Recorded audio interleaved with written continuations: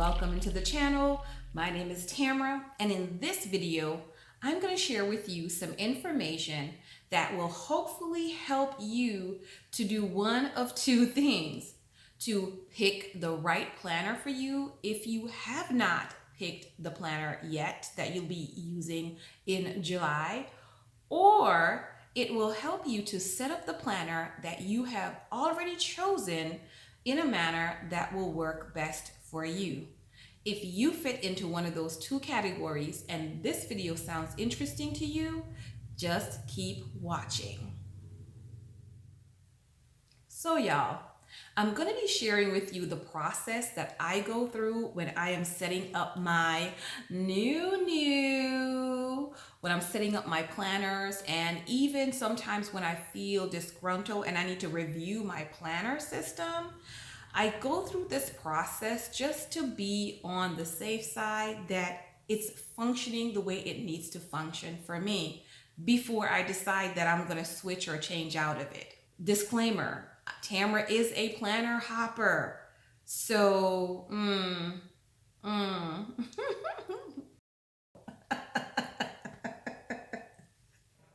Now, ideally, this first part of the process, because I'll be sharing 3 videos total with you.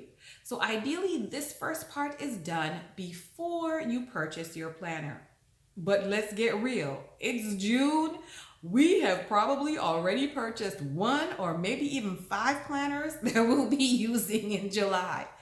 And so the how to choose a perfect planner for you talk really is almost irrelevant at this point for a lot of us. Let me know in the comment section down below if you have already purchased your planner or if you are about to purchase your planner. So this video should help you be able to make a decision in a planner that you're looking to purchase if you have not gotten yours as yet. So I do have some notes that I'm looking at down here because your girl can talk, so I want to stay on track and on task. So let's dive right into the video. When you are setting up your planner or are trying to pick a planner, you got to ask yourself some questions. That's step number 1. You've got to ask yourself some questions. And you're like, but Tamara, I ask myself questions all the time. But you probably don't ask the right questions. And so we've got to ask ourselves the right questions. What are the right questions, Tamara? I'm glad you asked, because I'm going to tell you. And there basically is only 3 questions I tend to ask myself, 3 major questions. Number 1, what do you want the planner to do for you? Tamara, but that's so easy. I want it to help me organize my life. Try again. I want it to help me stay on task. Let's try again. I want it to help me stay focused and just plan my life overall. No. We have to know what we want our planners to do. We've got to be clear on it. We have to be clear. If we are not clear on what we want our planners to do, y'all, that is the beginning of confusion. What are you hiring the planner for? We went to the store, we paid our money, we went online, we paid our money, we hired this planner, but you can't even tell this planner exactly what you're hiring it for. You have to be clear on that.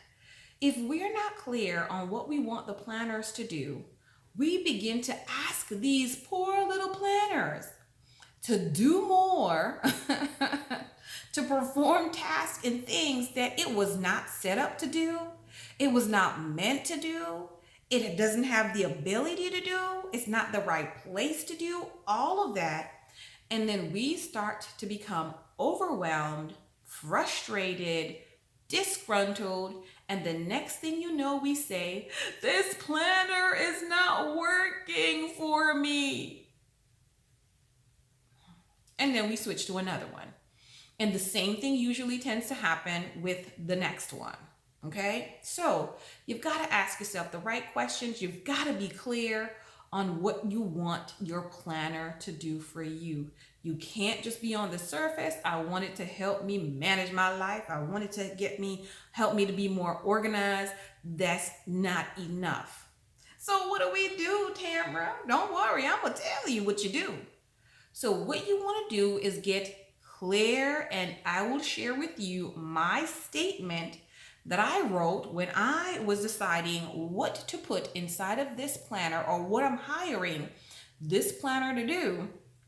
My answer was, I want this planner to help me focus on my goals, keep the information that I need to make them a reality in one place for quick reference, and to plan my ideal day as a template. Doesn't mean that it has to be this way. No, it's a template for myself. And so that was my statement. Your statement does not have to be perfect, y'all. Your statement doesn't have to be perfect, but you have to start somewhere and build on your statement to make sure you find out exactly what you want your planner to do for you. So once I had that statement figured out, and it pretty much summed up most of what I wanted for the planner, because even though it sounds simple, it's still a lot of responsibility. As you will see, it's a whole lot of responsibility just on that simple statement. So after I made my statement, the next question, which is question number 2, comes in. And question number 2 for you is this: what does that look like? You've made this statement. You've got your good statement. Now, what does it look like? What does it look like? Right?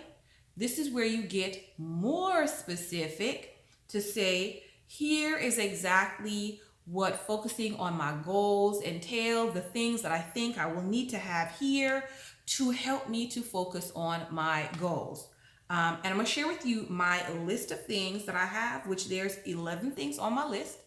So, yeah, let's go. Number 1 is to have a place for my current goals so that I can see them on a regular basis. I need to refer to them and allow them to guide my top actions for the day. Some of my writings are profound like that, and some of them are really simple. Some of them, you'll see.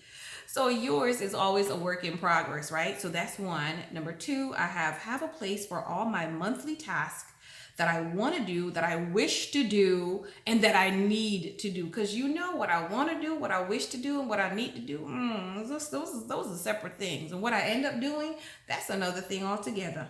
Focus. So the third thing is I need a place to train myself to properly review my month, to assess it, and plan any necessary course of actions to improve for the following month. Boom, right? So I need to do that.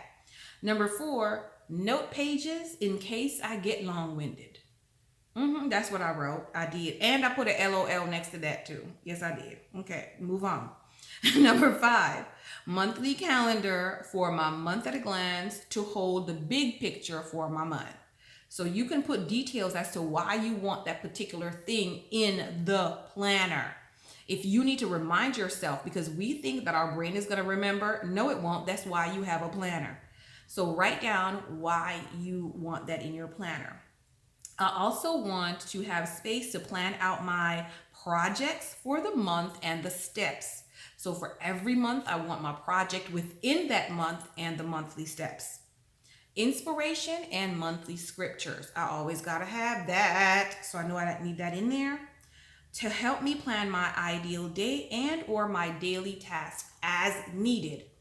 I put the words as needed in there because I may not need to use this every single day, right? I may not. And so that's me taking the pressure off of myself and giving myself grace. Okay, so as needed. 9, future goal planning. And so for future goal planning, I'm going to get 1 note page in the back for every month that I'm going to be doing this future goal planning for, so that I have those things already. I'm keeping my mind and my eyes on them. I'm keeping my mind and my eyes on those future goal planning. Financial goal section, I need to have that, and I listed to remind myself that my two major focus right now, my goal area of focus is my home project and my financial goals. Number 10B was debt payoff, right? So I have that, and then I have lists that would benefit me to have on hand. You don't need to have all the lists in your planner. You don't. I promise you, you don't need to have all the lists in a particular planner. And so only the list that will benefit me in accomplishing the task that this planner is made for or is hired for is what I want to have in this. Okay? So after I wrote all those things down, here comes the next step in this particular process. And that step involves one of my favorite things, y'all, sticky notes. It involves sticky notes. And this light, oh child, there we go. So it involves sticky notes. So what I've done is I've just taken on the back of the planner, on the dashboard, because I didn't want to have to make another page or insert to put in it, and none of that. So I put it just right on the back, okay? And each of those items that I wrote, monthly review page, okay? Because I said that I needed a monthly review page to review my month. I have that in here. So everything that I wrote down, I shortened the verbiage. I have one that says financial goals, debt payoff. So I need a page for that. So I just take them off of there and wrote it on these sticky notes. Now, as I transfer the information from wherever I've written it onto my sticky notes, y'all, there is a third question that I ask myself. That question is going to help me to narrow that list down a little more if it needs to be narrowed, or it's going to help me to see a deficiency in what I need, and I will add something else to the list and onto another sticky note. And that question is this particular task, this particular page, this particular thing that I'm trying to make room for in this planner, is it going to assist the planner in performing its job? Plain and simple. Is it going to assist the planner in performing its job? And remember, the original job that I gave to the planner was to house my goals in one spot, quick glanced, for me to be able to have reference so those goals can help me plan my ideal day, and make those goals happen, period. That's what it's for. So my monthly review page, for instance, is this monthly review page going to help, is having it in my planner, going to help my planner perform that task, that job, perform that job? If the answer is yes, which monthly review page does, it stays. If the answer is no, it goes. What could be like an example of what would go? Okay, so I'll share with you an example. So when I was putting together this particular planner, one of the things I was like, you know what I need in there? I need a spending tracker, and I need to make sure that I know all the money I'm spending because I have this financial goal section in here. And so I need me a spending tracker. But then I was like, wait a second. Is this item that I'm trying to put in here going to help this planner do its job? Okay. The job of this planner is not a financial planner. It's not my financial planner. It's not my financial binder. It's not my financial anything. It really is just sharing with me right now, what is the financial goal that you're working on and what are the tasks that you need to do towards that goal. But it's not my budget planner. So that information does not need to be in a budget planner and in this at the same time. I don't need it. So that had to leave. Even though, yes, I could have placed it in here because if you track your spending, then you're going to be able to see, where you might be able to cut, and that might help you to pay this off or whatever the case may be, put it into savings. Yeah, but that's not the place for it. This was not the place for it. So you have to be careful that even though an item could go here, is it the right place for it? And the answer to that for me was no. Another example, if you have something that is for your weight loss, so you want to be able to say, these are the meals that I'm eating and this is the exercise that I'm doing, there's no place in there for scripture writing, right? So this is not a scripture writing planner. That's not what this is. And so you would say, no, this is not helping this as my health tracker, my fitness tracker. It's not supposed to be in here. So I hope that makes sense. And so those are the 3 questions that I ask myself in order to make sure that I begin the process on the right foot. So once I get these items fully down on the sticky note, what I do is I leave it alone for a day or 2, okay? Sometimes even longer if I have time.